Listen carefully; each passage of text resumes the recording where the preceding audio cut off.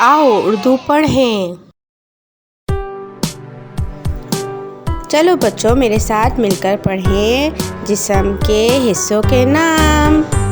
سر، کندھے، گھٹنے، پاؤں، گھٹنے پاؤں۔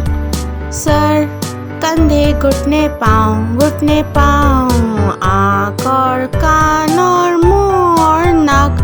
سر، کندھے، گھٹنے، پاؤں، گھٹنے پاؤں۔ سر، کندھے، گھٹنے، پاؤں۔ آنکھیں، کان، منہ، ناک۔ سر، کندھے، گھٹنے، پاؤں، گھٹنے پاؤں۔ سر، کندھے، گھٹنے، پاؤں، گھٹنے پاؤں۔ آنکھ اور کان اور منہ اور ناک۔ سر، کندھے، گھٹنے، پاؤں، گھٹنے پاؤں۔